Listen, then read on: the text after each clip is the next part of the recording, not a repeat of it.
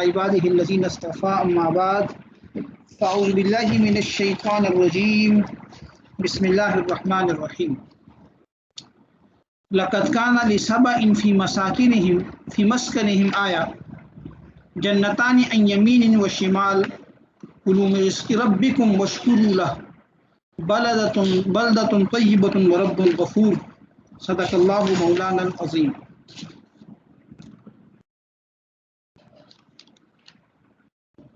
یہیں سے پڑھنا جی ہم نے لقد کان لسبأ فی مسکنہم آیا۔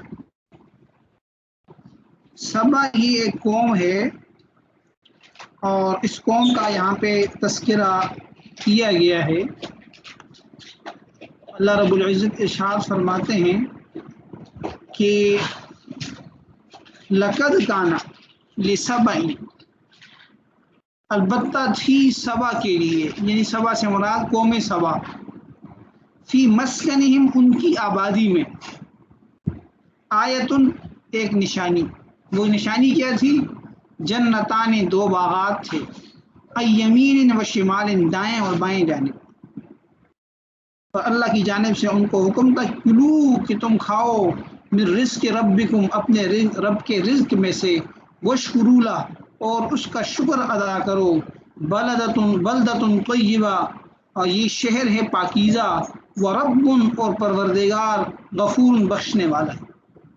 یعنی جو قوم سبا ہے ان کو اللہ تعالیٰ نے جہاں آباد کیا تھا، ان کا جو وطن تھا، ان کی جو مجموعی جغرافیائی حیثیت تھی، اور وہاں پہ اللہ تعالیٰ کے جو انعامات تھے، یعنی پانی کی فراوانی تھی، باغات تھے میووں کے طرح طرح کے، ٹھیک ہے نا جی، اور ایسے مسلسل باغات تھے جو دونوں طرف چلتے جاتے تھے۔ اللہ تعالیٰ فرماتے ہیں کہ ان کے اندر ان کے لیے نشانیاں تھیں کہ اپنے اللہ نے جو ان کو رزق دیا ہوا تھا، اتنا اللہ تعالیٰ نے ان کو فراوانی عطا فرمائی تھی، اور اللہ کی طرف سے حکم کیا تھا کہ تم شکر کرو کہ اللہ تعالیٰ نے تمہیں ایک بڑا عمدہ شہر دیا ہے، اور وہ اللہ بخشنے والا مہربان ہے، بخشش بھی کرتا ہے۔ لیکن ظاہر ہے جیسے اقوام کے اندر ناشکری کی کیفیت تھی، اور قوم سبا نے بھی ایسی ناشکری کی، انہوں نے بھی منہ پھیرا۔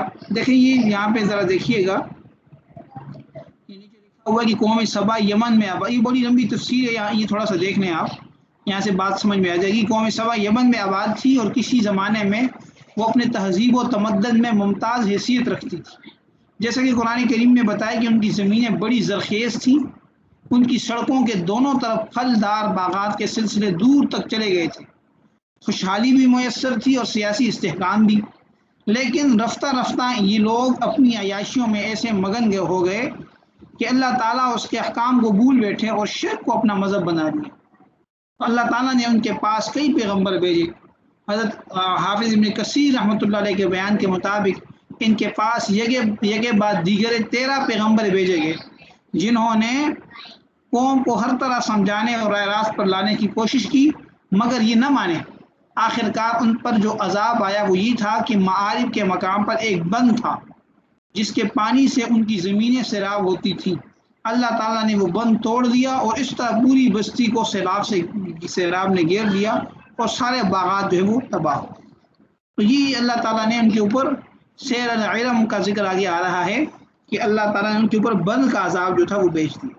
یہ بند انہوں نے خود بنایا تھا، اور اس بند کے بارے میں روایات کے اندر بڑی تفصیلات ملتی ہیں۔ بہت بڑا عظیم الشان بند تھا، ایک ڈیم تھا بڑا عظیم الشان، ٹھیک ہے نا جی، کہ جس کا اس دور میں تصور بڑا مشکل تھا، یعنی بڑا عظیم الشان غیر معمولی چیز تھی جس کو اللہ تعالیٰ نے ذکر کیا۔ فَأَعْرَضُوا، پھر انہوں نے منہ موڑ لیا، اعراض کیا، فَأَرْسَلْنَا، تو ہم نے بھیج دیا، عَلَيْهِمْ ان پر، سیل العرم، سیلاب بند سے رکا ہوا، سیل العرم سیلاب بھیجا بند سے رکا ہوا۔ جی پھر کیا ہوا؟ وَبَدَّلْنَاهُمْ، اور ہم نے بدل دیا، بِجَنَّتَيْهِمْ، ان کے دو باغوں کے بدلے میں۔ جو دو باغات تھے ان کے پہلے میوے کے سرسبز و شاداب نفع والے، ان دو باغات کو بدل دیا جنتین دو ایسے باغات کے ساتھ ذوات اکل خمط جو تھے بد مزہ میووں والے. ذواتی کا معنی ہے والے، زو بمانا والے کیا آتا ہے، ذواتی دو والے، یعنی جیسے دودھ والا، چائے والا، ہاں جی، تو یہ والا اس وہ ہے ذواتی. اوکلن کہتے ہیں کھانے کی چیز، میوہ، اور خمطن بد مزہ، و اصلن اور جھاڑ، ہاں جی جھاڑیاں، یہ بھی ایک پھل، یہ ایک یعنی پودا ہے جاڑی جسے ہم جاڑی کہہ دیتے ہیں بیکار. وہ شیئن اور کچھ چیز ایسی تھی من سدرن جو بیری میں سی تھی، قلین تھوڑی سی.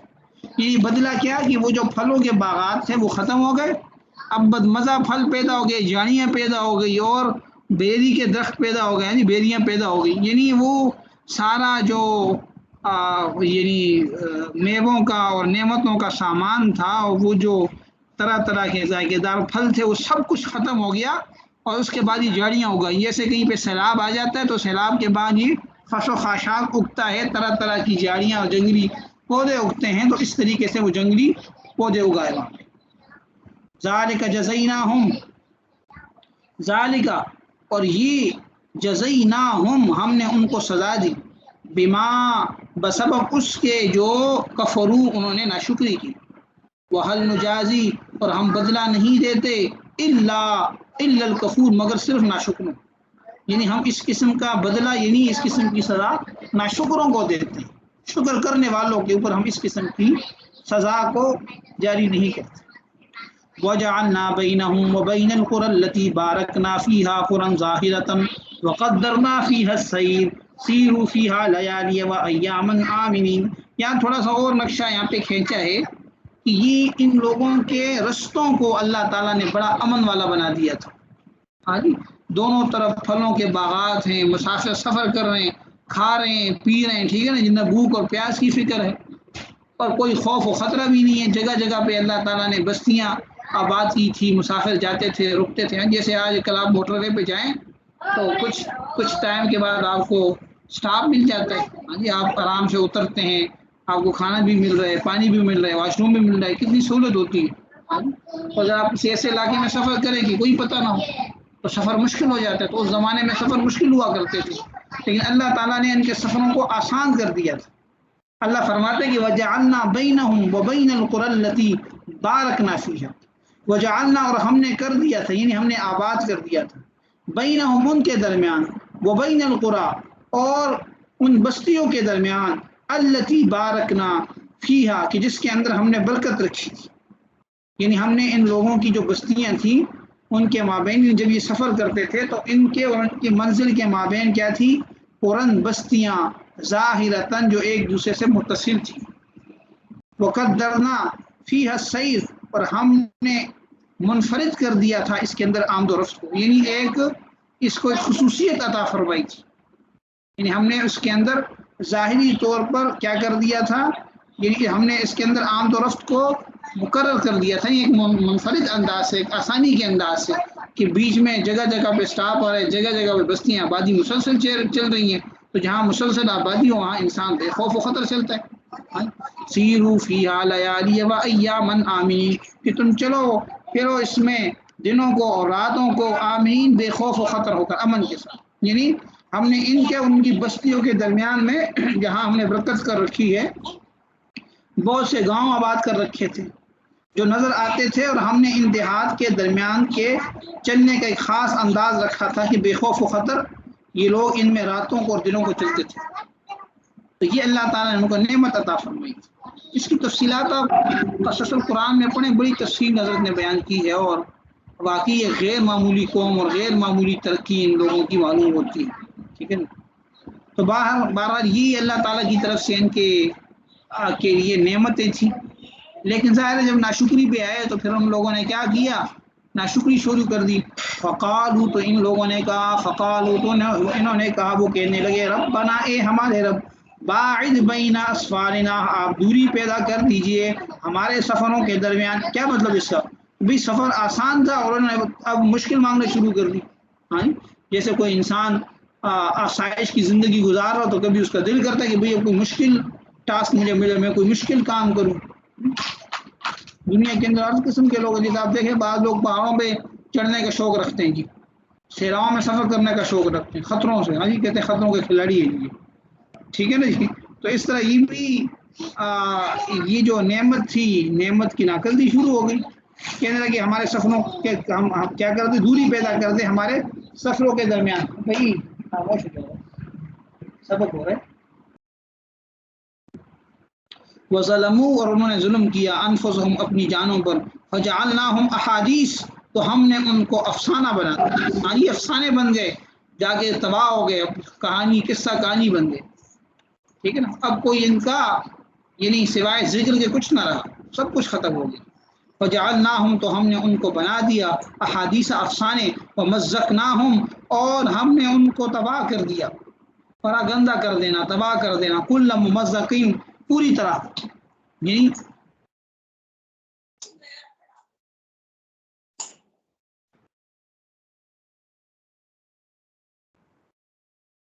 اچھا جی یہاں پہ مزقنا، مزق کا ویسے مانا ہے ٹکڑے ٹکڑے کر دینا. ٹھیک ہے نا. تو یہاں پہ مقصد یہ کہ ہم نے ان کو تباہ کر دیا، ٹکڑے ٹکڑے کر دیے. قل ان فی ذلک لآیات لکل صبار شکور، اور بے شک اس کے اندر نشانیاں ہیں ہر بڑے صبر کرنے والے اور شکر گزار کے لیے. وَلَقَدْ صَدَّقَ عَلَيْهِمْ إِبْلِيسُ ظَنَّهُ، اور یقیناً سچ کر دکھایا ان پر ابلیس نے اپنے گمان کو. شیطان جو تھا، شیطان نے کیا گمان کیا تھا؟ شیطان نے بنی آدم کے بارے میں گمان کیا تھا نا کہ میں ان کو گمراہ کر دوں گا، دائیں سے آؤں گا، بائیں سے آؤں گا، اوپر نیچے سے آؤں گا، ان کو طرح طرح کے نافرمانیوں کو حکم دوں گا اور یہ میری بات مانیں گے. تو اللہ فرماتے ہیں کہ ان کے بارے میں ابلیس کا گمان صحیح تھا. وَلَقَدْ صَدَّقَ عَلَيْهِمْ إِبْلِيسُ ظَنَّهُ، اور واقعی ابلیس نے ان کے بارے میں اپنا گمان صحیح پایا. ہاں کہ سب اس کے راستے پہ چل پڑے. فَاتَّبَعُوهُ، ان لوگوں نے اتباع کیا ابلیس کا، إِلَّا فَرِيقًا مِّنَ الْمُؤْمِنِينَ، سوائے ایمان والوں کے گروہ کے. کچھ لوگ جو تھے، وہ ظاہر ہے ہر قوم کے اندر کچھ نہ کچھ لوگ ہوتے ہیں. وَمَا كَانَ لَهُ عَلَيْهِم مِّن سُلْطَان، اور نہیں تھا اسے یعنی اس ابلیس کو، علیہم ان لوگوں پر، من سلطان کوئی غلبہ، ہاں کوئی اس کو دسترس نہیں تھی.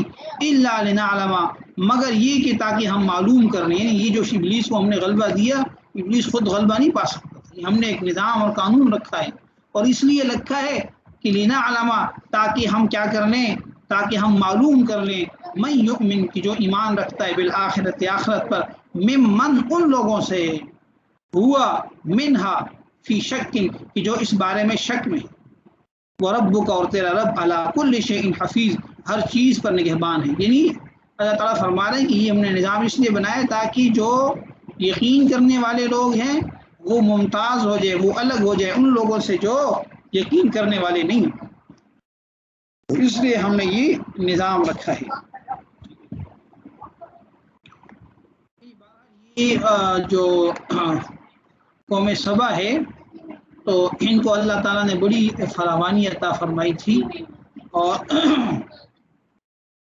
ان لوگوں کے لیے اللہ تعالیٰ نے طرح طرح کے لیے، یعنی ان کے خصوصیت اس حوالے سے کہ انہوں نے ایک بڑا ایک زبردست قسم کا نظام قائم کیا تھا.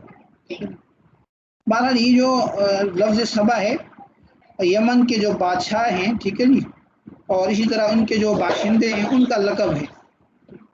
اس میں بڑی تفصیلات ہیں، تو بہرحال یہ ایک قوم ہے، اس کو یہ سمجھ لیا جائے. ٹھیک ہے، تو تاریخی اعتبار سے اور تورات وغیرہ کے حوالے سے اس میں بڑی تفصیلات بیان کی گئی ہیں. تو ان لوگوں کو اللہ تعالیٰ نے یہ خاص، آپ سمجھ لیں کہ ایک طرح کی انجینئرنگ تھی ان کے پاس. انہوں نے پہاڑوں پہ جگہ جگہ پہ بند بنا دیے تھے، اور دور دور تک ان کا پانی جاتا تھا.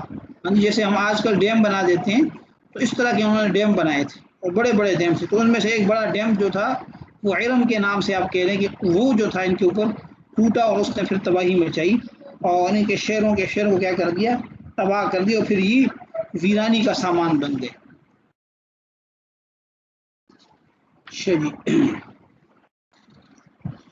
اللہ کل آپ کہہ دیجئے، ادعوا الذین زعمتم من دون اللہ، پکارو ان لوگوں کو، کل تو آپ فرما دیں، ادعو کہ تم پکارو، الذین ان کو، زعمتم جنہیں تم گمان کرتے ہو، من دون اللہ، اللہ کے سوا، یعنی جن کو اللہ کے سوا تم اپنا معبود سمجھتے ہو، ان کو خدائی صفات سے نوازتے ہو، تو ان کو پکارو۔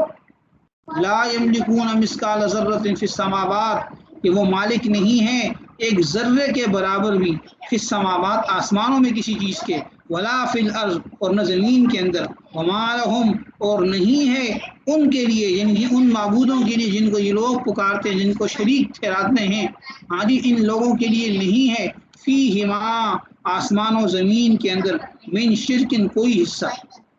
کیا مطلب اس کا؟ یعنی زمین و آسمان میں ان کا کوئی حصہ نہیں ہے کہ انہوں نے کچھ کیا ہو یا کچھ بنایا ہو یا اللہ کے کسی معاملے میں شریک ہو، نہیں۔ وما لہو منہم من ظہیر، وما لہو اور نہیں ہے اس اللہ کا، منہم ان میں سے، من ظہیر ان کوئی مددگار، یعنی ان کو جس کو یہ لوگ جس کو معبود مانتے ہیں، شرک کرتے ہیں، ان میں سے کوئی بھی اللہ کا مددگار نہیں ہے۔ ہاں جی، یہ سب اللہ کی مخلوق ہیں، سب محتاج ہیں، کرنے دھرنے والے اللہ ذات اللہ تعالیٰ کی ہے، بنانے والے اللہ کی ذات ہے۔ ہاں جی، خالق بھی وہ ہے، مالک بھی وہ ہے، رازق بھی وہ ہے۔ ہاں جی، وہی زندگی کا مالک، وہی موت کا مالک، عزت اور ذلت اس کے ہاتھ میں۔ ہاں جی، پیدائش اور موت اس کے ہاتھ میں، غم اور خوشی اس کے ہاتھ میں، سب کچھ اسی کے حکم سے ہو۔ کوئی اللہ کے سوا، ہاں جی، کوئی نبی ہو، کوئی ولی ہو، وہ کسی کو ذرہ بھی نہیں دے سکتا۔ اس لیے نبی علیہ السلام نے ایک دفعہ حضرت ابن عباس رضی اللہ تعالیٰ عنہ کو نصیحت فرمائی، سواری پہ ساتھ تھے، فرمایا کہ جوان، اگر پوری دنیا تمہارے ساتھ لگ جائے اور تمہیں عزت دینا چاہے اور اللہ تعالیٰ نے تمہیں عزت نہ دینی ہو، تو وہ ان کو ذرہ برابر عزت نہیں دے سکتے، اور اگر اللہ تعالیٰ نے تمہیں عزت دینی ہو، پوری دنیا اور سارے معبود اور سب کچھ مل کے تمہیں ذلیل کرنا چاہیں تو وہ تمہیں ذلیل نہیں کر سکتے۔ تو سب کچھ اللہ تعالیٰ کے قبضہ قدرت میں، انسان جو ہے وہ اپنے لیے شیطان کے وسوسوں کو سہارا بنا کے، شیطان کی چالوں کو، اس کی تدبیروں کو، اس کی گمراہی کو جو ہے وہ اپنے ساتھ لے کے چلتا ہے، تو پھر وہ اللہ تعالیٰ کے ساتھ شریک ماننے لگ جاتا ہے۔ کبھی کوئی بابا شریک ہو گیا، کبھی کوئی ہاں جی پیر شریک ہو گیا، کبھی کوئی، ہر طریقے سے ہم ان چیزوں کو دیکھتے ہیں۔ تو ہر حال میں نظر اللہ تعالیٰ کی ذات پہ ہونی چاہیے، وہی اللہ تعالیٰ رازق ہے، رزق دینے والے بھی وہ ہیں، ہاں جی، بیماری لانے والے بھی وہ ہیں، صحت لانے والے بھی وہ ہیں، ہاں جی، خوشی دینے والے بھی وہ ہیں، غم بھی اسی کی طرف سے ہے، کوئی کسی کا کچھ نہیں کر سکتا۔ اللہ چاہے تو سب کچھ ہو جائے گا، انسان کو جو چاہے جو بھی ملتا ہے وہ اللہ تعالیٰ کی مشیت اور مرضی سے ملتا ہے، اللہ تعالیٰ کی مرضی کے بغیر درخت کا پھر پتا بھی نہیں ہلتا۔ تو یہ یقین اور یہ بات ہمیں اللہ تعالیٰ کی ذات پہ پکی کرنی ہے۔ یہ یقین جب راسخ ہوگا تو پھر یہ جو شرکیہ چیزیں ہیں خود بخود نکلتی جائیں گی، ختم ہوتی جائیں گی۔ فرمایا والا تنفع الشفاعت عنده، اور نہ نفع دیتی ہے الشفاعت سفارش کرنا، عنده اس کے پاس، الا سوائے لمن اس کے اذنا لہو کے جس کو وہ اجازت دے دے، یعنی اللہ تعالیٰ کے سامنے کسی کی سفارش بھی نہیں چلے گی۔